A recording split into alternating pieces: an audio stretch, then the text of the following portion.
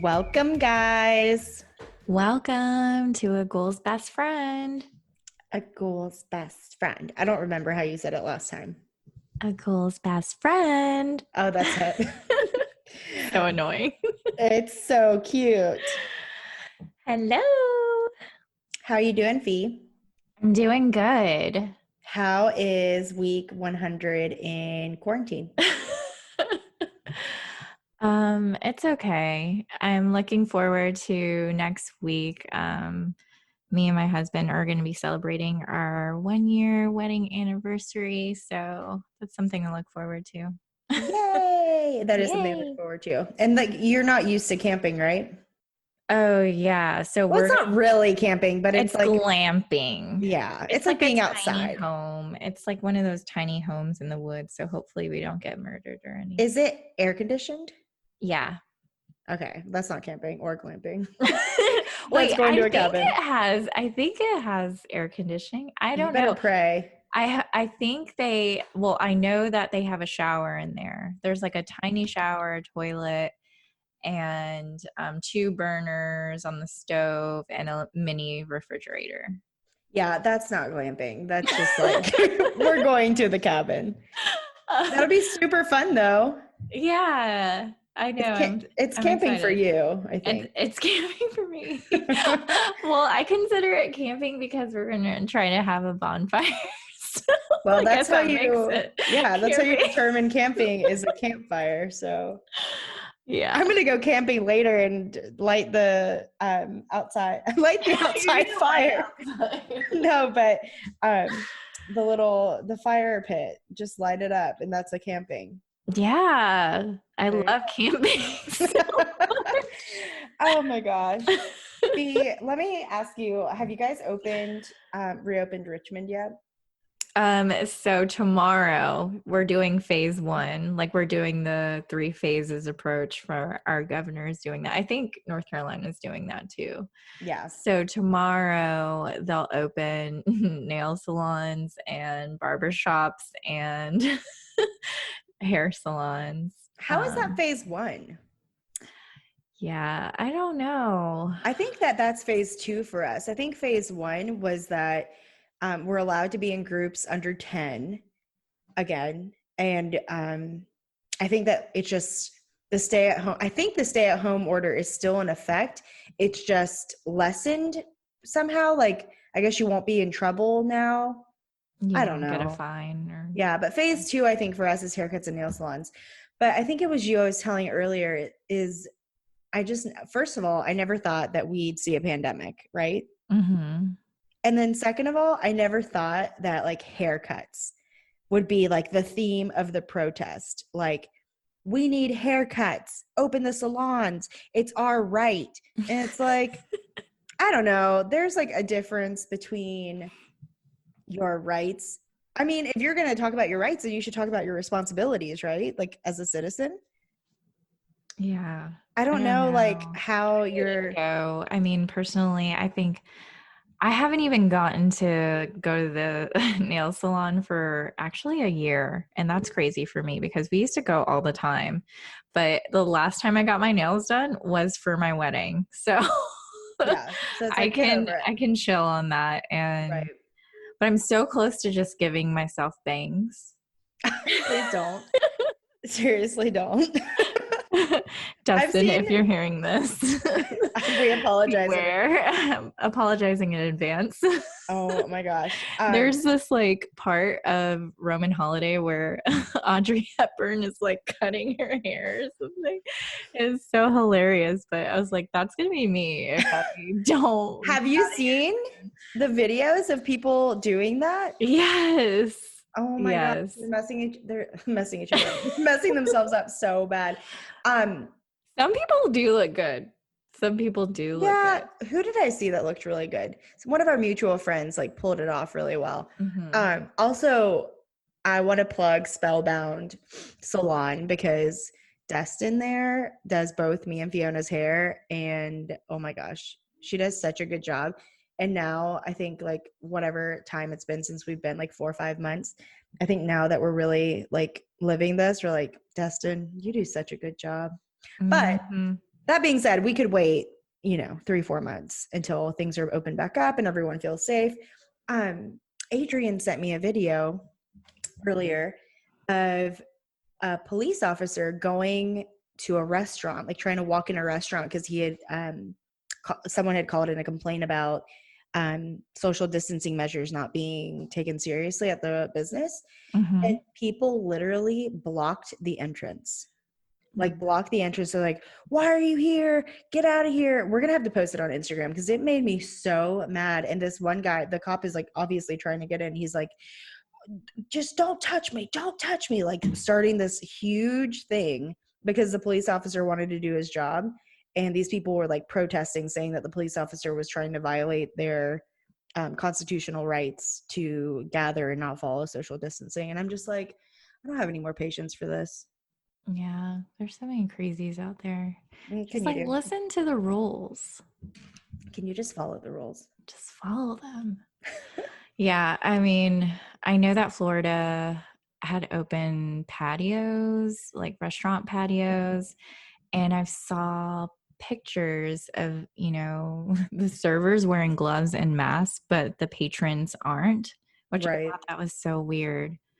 I don't know. It's so strange. My rights. But anyway. Right. uh, Tell me about the Japanese monster you wanted to The talk about, monster. because there's some crazy little monster I'm seeing I know. on my But she's screen. actually really cute. Doesn't she look cute? She doesn't look cute to me. No? She looks a Okay. little scary, like a She's a little duck sea. girl. Yeah, she's supposed to be a mermaid, Okay, what's her and she story? has three little fins and scales and hair, long flowy hair. Okay, so I saw this article on NPR and I thought it was really interesting. And it's basically about a sea monster from the 19th century, which is the Japanese folklore. And so Japan has this sea monster called, I'm probably going to butcher this, but Amabe is her name. So they're the background on the sea monster is back in the day, back in the day, In her day. back in the day, um, in actually in 1846, You and the she dates. emerged from the ocean and she spoke in a human language, predicting good harvest followed by a wave of disease. And it was recorded in an actual newspaper in 1846 in Japan. And they drew the picture of her too. So someone said that they spotted this creature and basically said that, okay, you guys are going to have good harvest for whatever. And then from there, you're going to have like a pandemic. So, Like this happened recently? no, this happened back in 1846. Oh, okay. So that's just like the history behind it. Moving forward to today, Japan is using this kind of poster of her for COVID-19.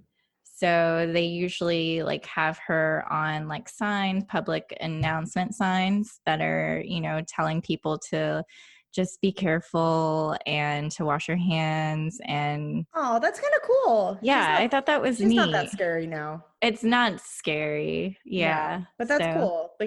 because obviously the history behind it, and it's a cute little backstory to a reminder to Yeah. be And so they're responsible. saying it's like a symbol of hope over there, and they've turned it into like pop culture and memes. Nice. Yeah. Which I thought So was cute. really neat.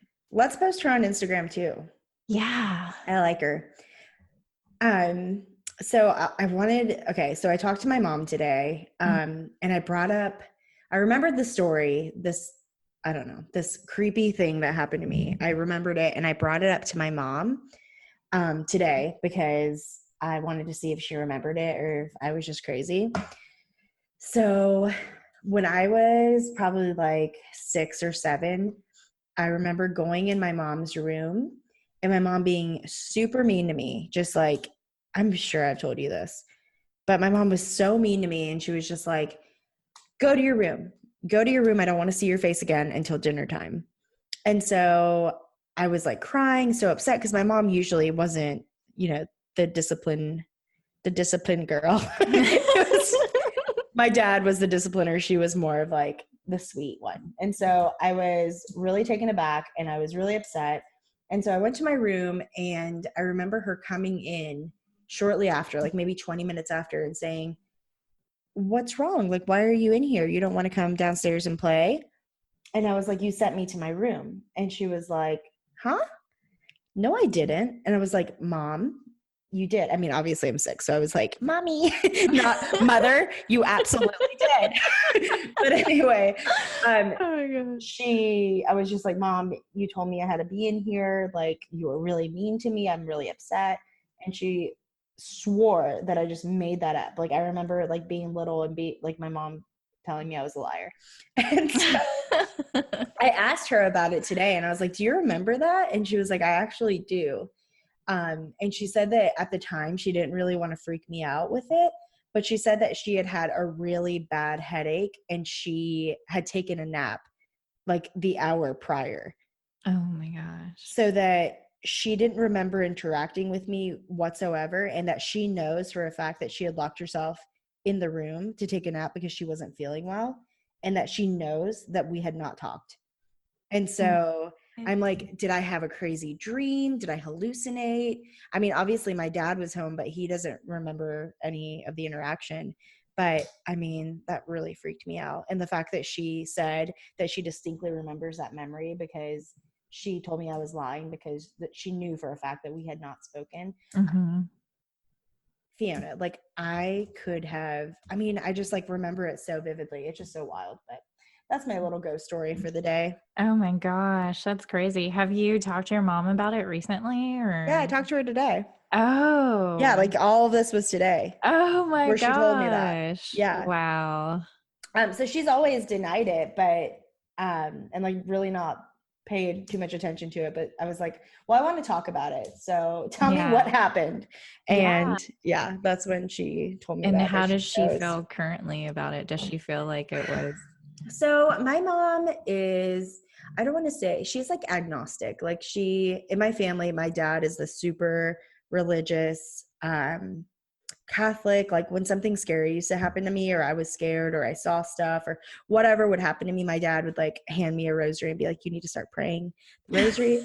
You need to ask God to protect you from whatever is coming into your room. And my mom was just like, this is nonsense. So yeah, my mom is very much like, whatever, but maybe. She says she doesn't rule anything out. And my dad is like 100% like, yes, evil forces, angels. Like, it's just, they're such opposites. But yeah, so I think that she was like, I don't know what happened that day, but it was definitely weird. So yeah, that's super strange. And speaking of which, I know I sent you this art. Well, I didn't send it to you. I cannot take credit. Our friend Ashley and our friend Adrian found this article, Quarantining with a Ghost. And it's a New York Times article. And it just basically talks about, we'll post this too, but it basically talks about how people that are in quarantine in New York are experiencing higher levels of paranormal activity. So things that they hadn't noticed before, obviously being home and like being stuck at home all day, you like, notice creaks and things moving. And so one example was this couple who they're just used to always being on the go. And so now they're both working from home, like, doing the routine of like working out and making all their meals at home and, just always being there. And she's a nurse. So he started using the guest bathroom. So the first couple of weeks, I think they were together, they didn't notice anything. And then I think she went back to work and he started using the guest bathroom, and he started noticing like loud thuds. The hot water would turn off. Oh yeah, I read that. Just crazy stuff. So it's like, I don't know. What'd you think about the part where there was someone from Charlotte and they were living in Italy? at the time. Oh, I saw that. Yeah, I about didn't. how mysterious items would just appear, like her her camera lens was lost and appeared next to her bedstand or on her bedstand one day, and then other objects along with that. So That's crazy. so So it's like, crazy. are we losing our minds in quarantine, or are we just like hypersensitive, which is something the article brings up, is like, okay, we're obviously highly stressed. Yeah. We're hypersensitive to things, or are we just having the time to like notice things that are strange about our homes or about Yeah, what's going because we're on? here all the time. Exactly. So who knows? But also, they were mentioning that it's quite comforting too. Like, kind of like, oh, Right. someone You're else not is here alone. with me. Yeah. Yeah. We're not alone. Yeah. So I thought that was pretty That interesting. is cool. I want you to talk to me a little bit about the Manor Theater. We've mentioned the Manor Theater in the second episode or the first episode, I think, and we just never got around to it. So I Yeah. know that you're our research person. So tell me. Yeah, of course. By the way, we love the Manor. We love going there Oh so my much. gosh. Yes. And with the times, they're probably not going to be there anymore. They're probably not going to make it, I would think. And Yeah, I know it's that they were really thinking about closing sad. anyway, but that's like one of my favorite places in Charlotte. And they didn't upgrade the seats or like do any of that stuff. And we would still go anyway because we just love it so We much. just love the independent films Yeah. and the foreign films, and it just had this kind of like old charm that we Yeah. really like too. So sad, but hopefully something crazy happens and they can stick around. And if you haven't been to the Manor, when all this passes and it's still there, you have to go. Yeah, for sure. So, the Manor Theater on Providence Road in Charlotte, North Carolina was built in 1947. So from there was a manager that was working there, and sadly, he committed suicide in 1947. Not at the theater, but at his home. Since then, employees usually have witnessed a nicely dressed man with white hair who would appear in the theater late in the evenings after closing time. And so it was reported that a couple of employees would spot the man and he would just be there and not say anything. And they would be like, hello, can we help you? And You're not like, suddenly he would just like disappear. wow. Yeah. And apparently he was like solid like us. And That's then crazy. after they asked him those questions, he would just be gone. It was spooky. I wouldn't be down for that. I don't want to see it. And be like, clock out. But I don't know. I mean, if I don't like, I guess they just couldn't. He's a white-haired man in the Manor. Like, Yeah. you know, it could be anybody, and then he just Yeah. suddenly disappears. But the fact that they've seen him repeatedly, that's nuts. And then there have been some other occasions where in the projection room there was an employee that was in there and heard sweeping sounds, and so like checked and looked around and didn't see anything, but felt something brush over his foot like it was a broom. Mm. And then he stops and Don't then clean me. and then he hears the sweeping sound down the hallway. And so, yeah, that pretty much spooked him too. Yeah, pretty much. Pretty much spooked him too. I would pretty much be like out the door. I don't know how these people like talk about these things and then like return back to their place of work. Yeah, it's I'm like, crazy. no, don't show yourself. I don't want to feel you. I'm not coming back. I'm just not.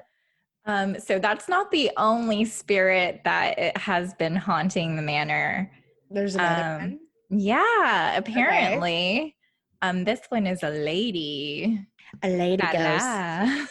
And her name is Rose. What if Rose and the old white-haired man are dating? Oh my gosh, how cute. They'd be like cute. A little ghostly couple. Ghost couple, ghost power couple. Okay. Hey, Manor couple. Oh my God. They're gonna come haunt us. So an employee heard heels clicking toward the bathroom upstairs, and her office is downstairs on many occasions. And one time there was a medium who came in and reported to an employee and said, hey, I sense a strong spirit here. It's in the woman's powder room, and her name is Rose. And they're like, okay, whatever. Yeah, like, okay, thanks. Thanks for the info. So from there was one day when the manager was downstairs working in her office, and suddenly hears like employees upstairs screaming in the upstairs bathroom. And so she quickly goes and checks on them to see if anything is wrong or what had happened. As she was going upstairs, she said she felt like this wind of like just coldness pass by her. Maybe it was the wind of God. Maybe, but isn't that supposed to be hot? Yeah, that's terrifying. Yeah, so she felt that coldness, and then she goes and checks in on the girls, and she's like, what happened? And they were like, oh my gosh, someone just hit the wall very, very hard, and they were in the powder room while we were in the bathroom. And the manager's like, I didn't see anyone up here or come downstairs. That's really strange. So there's Rose in the powder room. We've been up there in that bathroom. Did you? It was such a cute bathroom. No, the truth is that's not true. I've just never felt anything like in a public place. Like I've always been home by myself. Like, I don't know. I've just never been in a situation like where I was like, okay, I'm not alone here in public, Yeah. That bathroom's super cute though. It's so cute, but also we could have been sitting next to watching a Rose film. was watching us like do our hair and put on lipstick and laugh. Yeah. I don't know. But I don't want to see a ghost. Stories. I don't want to see Rose, and I don't want to see the white-haired man. We won't. Okay. Make sure it never happens to us. It'll never happen. It just happens to the employees. I don't know what their grudge is against them, but not the patrons. Meg, who we had on the show for our second episode, she knows. I think either friend of a friend knows the manager at the Manor. So maybe they'll be willing to come share their story with us. Yeah. Oh my gosh. Yeah, definitely. Reach out to them. I think that tonight's episode is going to get a little dark. We're hosting Ashja, who is again a friend of a friend who reached out to us via Instagram and sent us a really terrifying email. So let's go ahead and do the thing. Yeah, do the thing.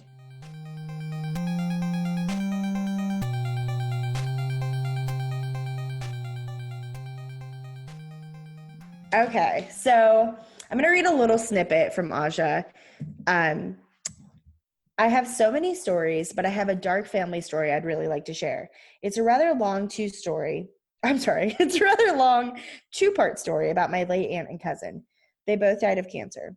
My aunt was super sick and afraid to die for unknown reasons. I was there. She died in hospice. I had to leave because something super evil was in the room waiting for her.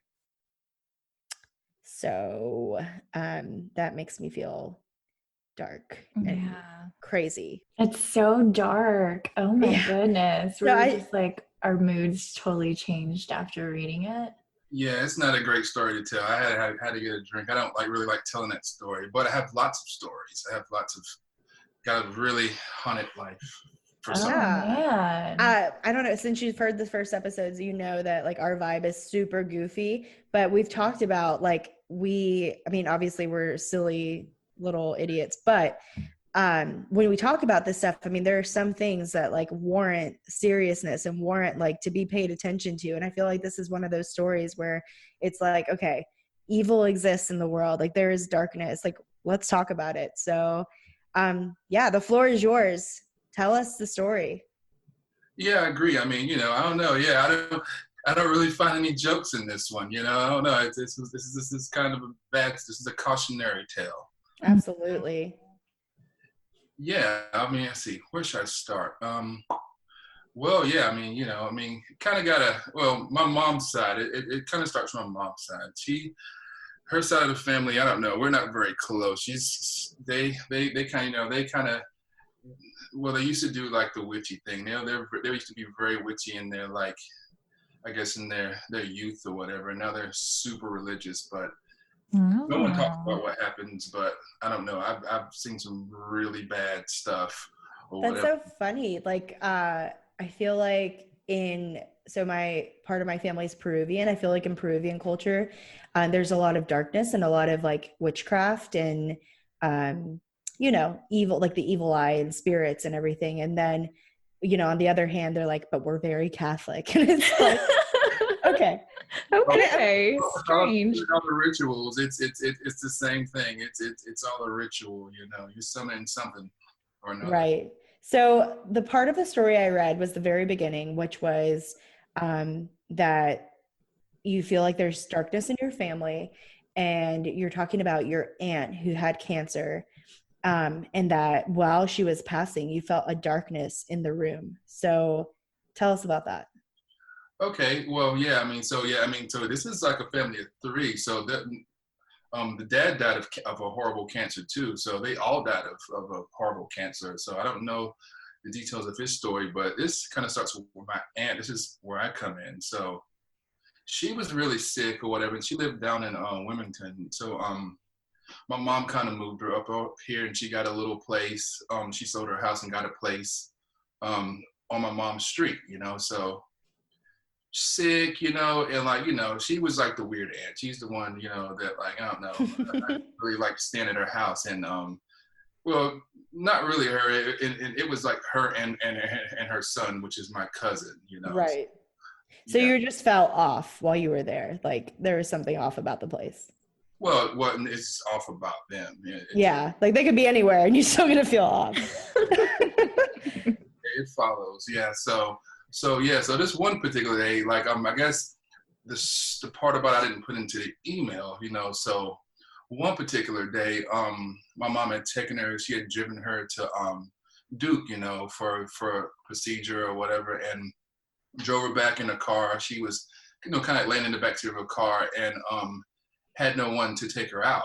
So she called me and said, hey, can you come, get Aunt Susie out of the car and carry her to the room so I can take care of her. She was going to stay in my mom's house for a few days. I said, yeah, sure, or whatever. And this is kind of where it starts. So I get there and look at her in the back seat and begin to pick her up. And I don't know, this part's kind of hard to describe. Best way I can describe it is like a download of information. If you ever picked up something, if you ever like been electrocuted. Yeah. That's kind of how it was. It was like this download of information when I picked her up, and it was just like, I don't know, a transfer of energy or something. Yeah, right? it was just literally all this bad shit, and it was just like this stuff that she like did or whatever, and these secrets, and it was not really. It was like nonverbal communication, but it made me super sad, and I almost dropped her in the yard. Because you were just so overwhelmed with what the energy transfer that you had just received. Yeah. So I kind of just like ran her through and she's like paper thin, like just no weight. I ran her through the hallway and put her in the bed, and just like my mom was wanting to get chit chat or something, and I was like, I gotta go, and I left. I was just like, I don't know. I don't cry too easy. I don't know. I was in the car. I was in tears. It was just like, kind of like, what in the hell did you do? And it was just like, it took a few days to just kind of get that feeling off of me. It was just like something was just like waiting for her or whatever. And wow. I never forgot it. That's crazy. That's so scary. Yeah. Like, did you ever determine like what happened, like what she did, or is this the same aunt that ended up passing away in hospice? Oh yeah. Okay. Yeah, so tell us about that. So because in the room that day, you said that you actually like physically felt it again. And I don't know if you saw anything along with it, but. No, I didn't see anything that particular day. It was that thing, she was afraid to die. And I would see her in between before hospice, she was just like fighting to survive, and her body was just like gone. So in hospice, I got there, and I don't know why I went. I don't kind of do those things, and especially not with that particular part of the family. So I get there, everyone's in the room. My cousin, which I'm about to, I guess, talk about, he was there, and he's not my favorite person. He's just like unaware of what's going on, and I can just take a seat and just like, how you just sit in the room. I was just like just watching the room and watching her, and she's her, everything's shutting down. She's getting ready to pass on, but no one's noticing like what was in the room.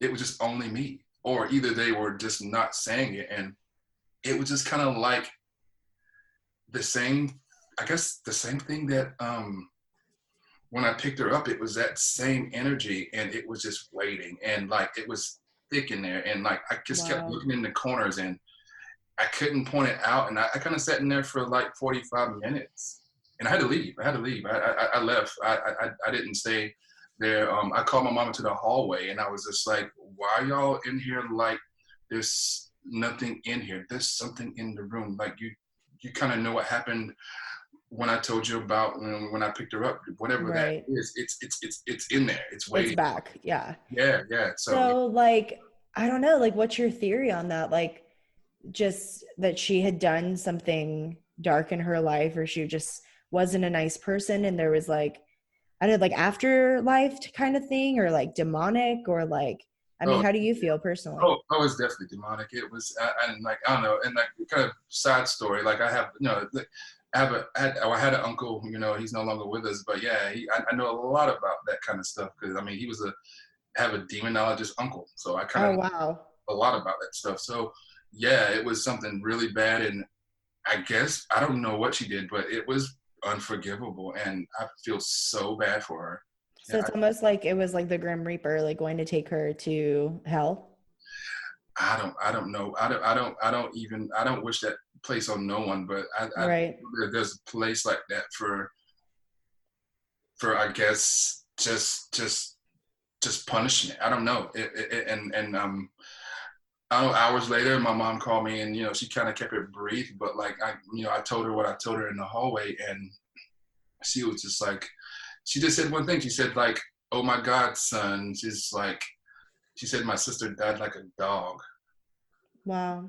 And yeah, it was bad. It was, I don't know. Like I just kind of hope I'm wrong, but I don't know. It happened to me.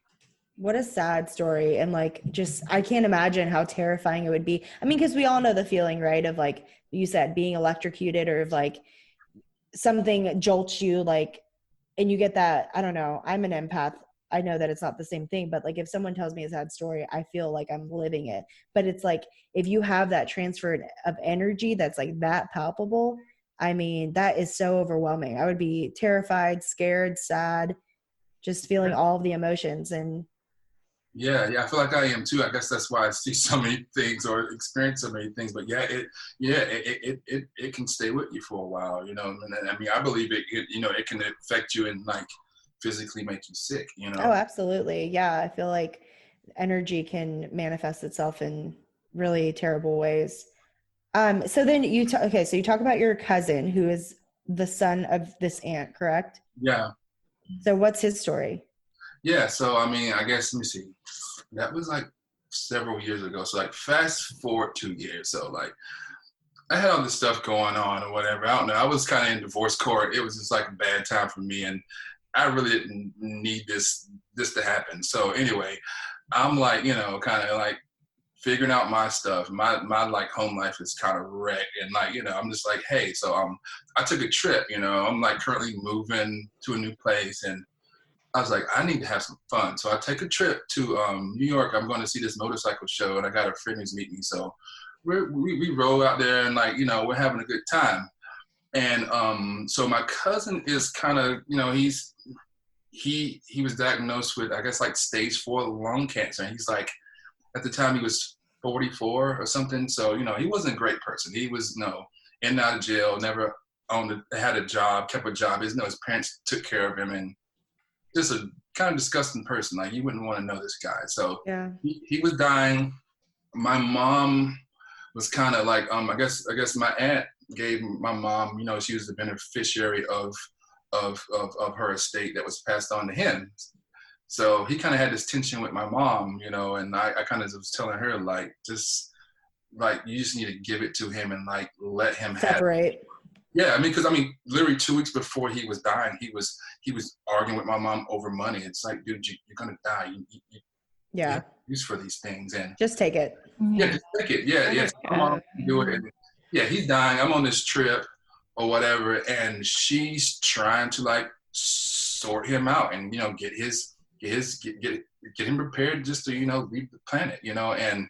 And I mean, we had found out before even all of this crazy stuff happened, you know, he was a piece of shit, really bad person.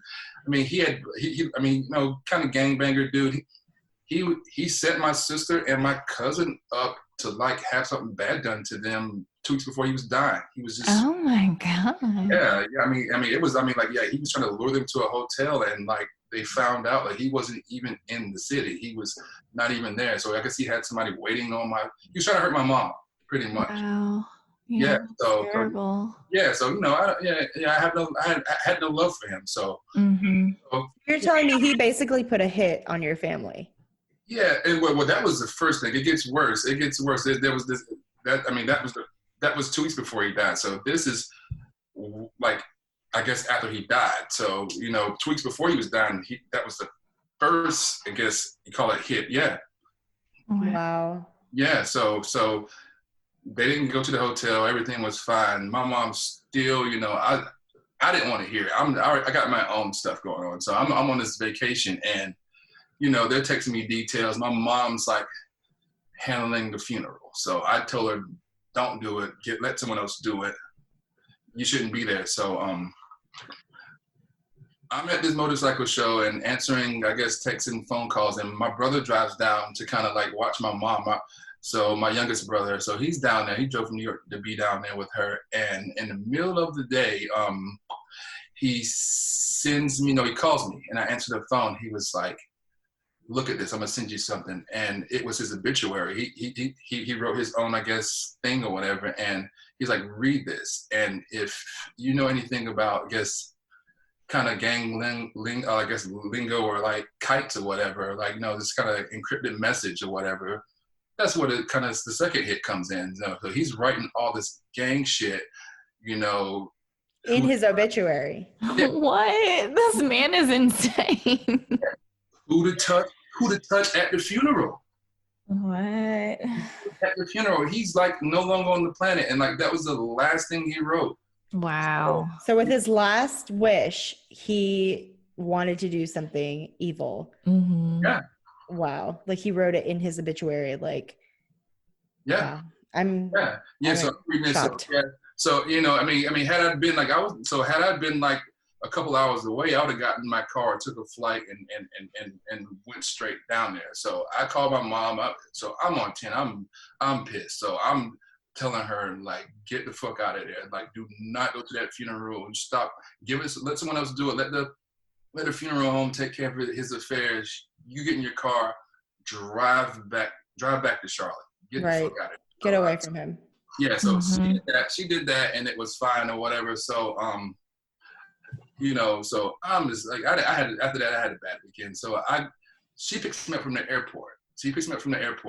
I tell her to bring the obituary. I want to see it. Like, bring me a copy. So yeah, she picks me up, and like, she's just quiet in the car, and I'm just reading it, and like, I know it was just like, it was just quiet because I was. She can tell I was hot. Right. And I'm mad at her for just like, she knows exactly what it is, and I'm just mad at him, and like, he's no longer on the planet. So I get home, So at this point, he's already died. Oh yeah. He's gone. Okay. He's gone. Yeah. So they buried him. My family got out, and and I got the obituary. So I get home. I'm back at the house. I'm currently got boxes in, and I'm already didn't want to be back there. I'm pissed. So I take the obituary in the backyard and I lit it on fire. Set on fire, and I was probably thinking something like, yeah, I know exactly where you are. Fuck you, like you're exactly where you need to be. Right. So, to that fact, all the intent was there, and that probably wasn't a great idea to do that, So It wasn't the next day. It was probably maybe 2 or 3 days later. Middle of the day, maybe. I like naps, so I was taking my like midday nap or whatever. I'm like, I work from home, so I was like getting my hour nap in, and it wasn't like sleep paralysis, because I've had that before too. It was something different. So it kind of started out with me. I was able to move. I wasn't asleep. Something woke me out of my sleep. And it started out with a sound. So I'm sitting in the bed, and it was just like, I kind of knew, it kind of wanted me to know, I guess it was coming. So it started with a growl. So I can hear the growl, and like, I'm what? A growl? Well, there were 3 growls. Oh my God. It started with the first growl, and it was like I can hear the growl coming up the driveway and in through the front door. And it was coming down the hallway. And I guess it was like, just like that same information. And like the second growl kind of started at the back door where I sat, where I set his obituary on fire. That's where the second growl was coming through, and they kind of like joined together. Oh my God, no. That's so scary. Yeah, and and like I said, it's not like sleep paralysis. And like at this point, I wasn't asleep. I was wide awake. And right. Like, so you're like aware of what's going on. Yeah, it's the middle of the day. It's the middle of the day. So yeah, I'm terrified, and like I kind of knew what was coming. And right when it was in the hallway and I can hear the growls, there was a third growl, and it was like it started in the sky, and it like went through the ceiling, and they all like met together in my bed. And I don't know, I kind of just basing on other kind of things that's happened to me that was like that dark in nature. And it was like it's like that same energy like with the, I guess, the hospice thing, but it's like there, and it fills up the room. It's kind of like this, I don't know, it just feels like time is just like off, and like everything's like not in focus, and there's like this fear and this terror. And it was just like, it was like someone like taking like I guess a tractor trailer like horn and putting it into your bedroom and just like laying on 3 of them. Wow. Yeah. So did you feel like your life was threatened? Oh, he was trying to let me know who it was. I didn't know who it was. It was my cousin. It was him, because like it was that same kind of downloaded information and whatever. And it was that powerful and that terrifying. And I don't know what was going to happen.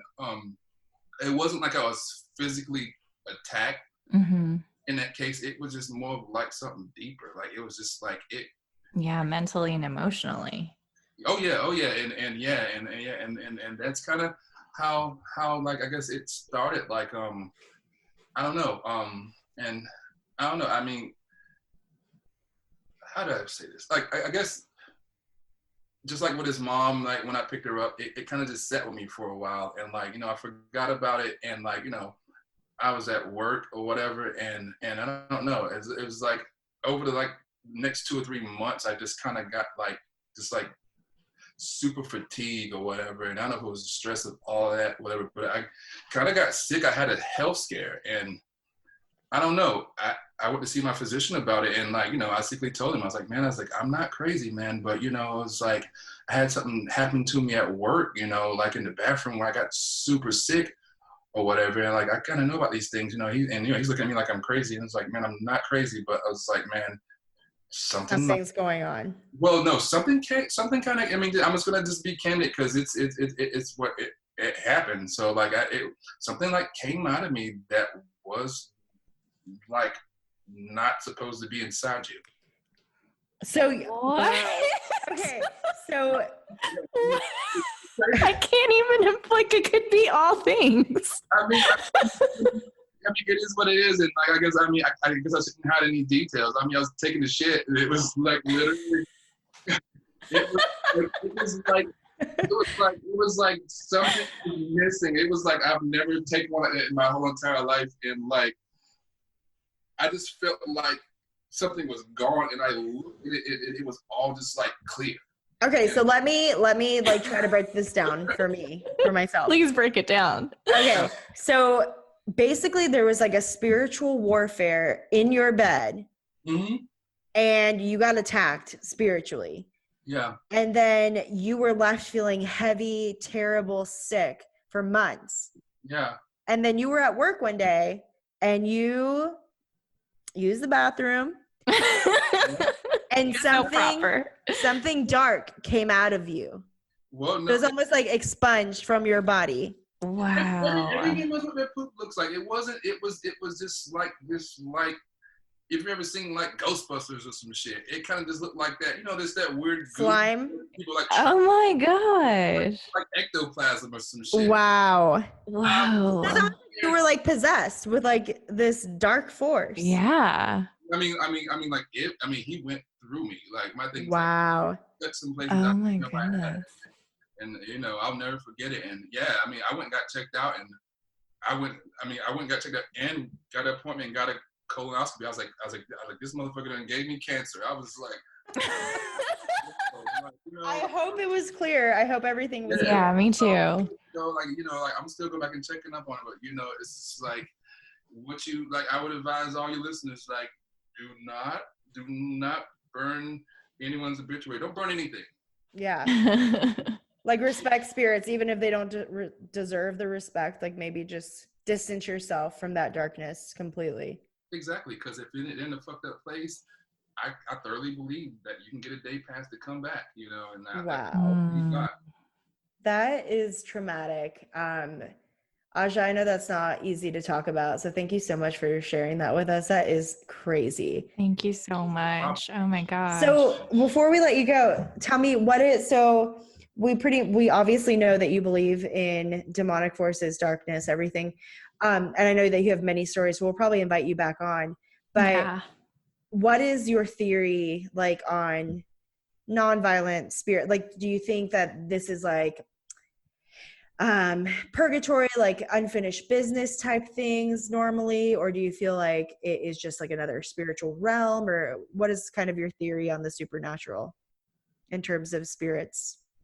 Oh, well, I mean, spirits are all around us, there's just a little like thin sliver. Like some people can like see things that aren't there and some are not. I mean, I think just all these universes and I guess you say dimensions, they kind of just like overlap each other. It's just like you have to invite them in, or either number two, just be, just highly sensitive to see them. Like anything can come through, Right. It's a good experience too, I mean, I have some gorgeous ones that happen, Right. We'll have to invite you back. Yeah, I really love like the beautiful spiritual ones where Me like they're too. like full circle. Like like some close family member passes on and then they leave you a clue.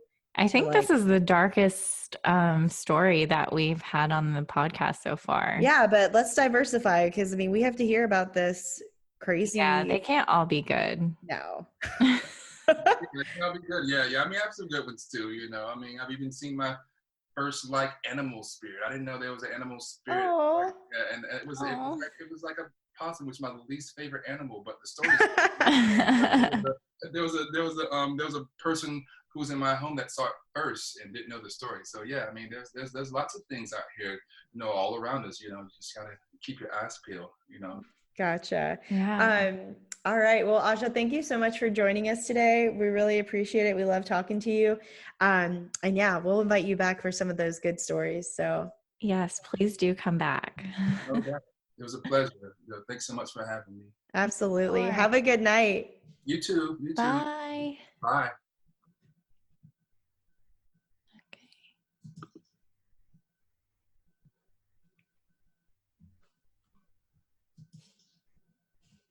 Wow. Yeah. Oh my gosh. That's heavy. That like leaves me feeling really heavy. Yeah. I'm so glad it's still light outside because we typically do this at nighttime and it really freaks me out like right before bed. For sure.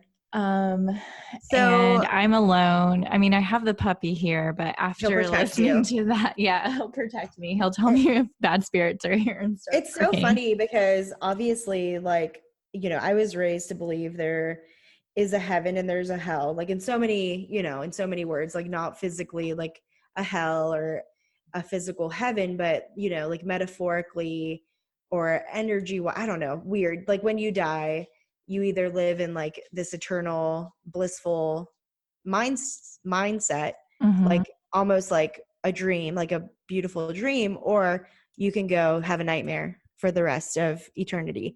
And it's just so crazy to think about, like, there's just people that even beyond like wish so much harm and evil upon others. Like, I want to know what his aunt did. What did his aunt do? Know. And obviously she transferred that evil onto her son, or like raised him to be a terrible person. I mean, I don't know. Oh my gosh. There's so many questions that we have about those two spirits. And yeah. And then him using the restroom. That is insane. I was like, wait, what? What just hilarious. Happened? I mean, it's not funny at all. But it's no, like, it's not. I'm sorry. I mean, you know, you've seen like Candyman, like where like bees came out of him. Yeah. Or like The Exorcist, where like, I don't know, she's the like vomiting. Yeah. Like, I don't know, maybe what comes in must come out. Yeah, exactly. I mean, I do believe in that. I mean, and he was sick for all that time, not feeling well. So that's horrible. I'm not okay. Me neither. Wait, I want to end this on a positive note before we let you guys sign off for this session, this psychological session episode. I did hear a really beautiful story, and I'll keep it brief, but it was on Humans of New York. I don't know if you subscribe to Honey on Facebook, but this girl, her mom died when she was really young. I think she was 7. And she ended up marrying this guy she met at university. They had grown up in the same town. I think that they had a mutual friend, whatever. And so she was feeling really sad on her wedding day because her mom wouldn't get to see her, you know, marry the love of her life. And she talked to a friend who sent her this picture and said, hey, isn't this your husband? So it was a soccer picture of the soccer team from that town. And she asked her dad about it. And she was like, Dad, did you know that we played against, you know, this, whatever, let's say like the Sharks from Pennsylvania? And he was like, yeah, I remember that you guys used to play against them. Your mom thought that goalie was so funny. He used to play in the dirt. And she thought it was so cute and funny that like during the soccer games, he'd just be sitting in the dirt playing. And something like it's almost like her mom had selected that little boy from that team to like end up being with her and like brought them back together later in life. So it was like almost like she had that little connection. Aww. Like her mom had known her husband just a long time ago, you know? That's so sweet. She met her husband. Yeah. So just sweet little stories that happen just to lighten the mood. But oh God, y'all, I'm scared. Yeah. Well, all right. Well, you know, we're all here for the booze. We're here for the booze. Hit us up on Instagram, a Ghoul's Best Friend. You can email us at aghoulsbestie@gmail.com. Thanks, guys. All right. Bye, girl. Bye.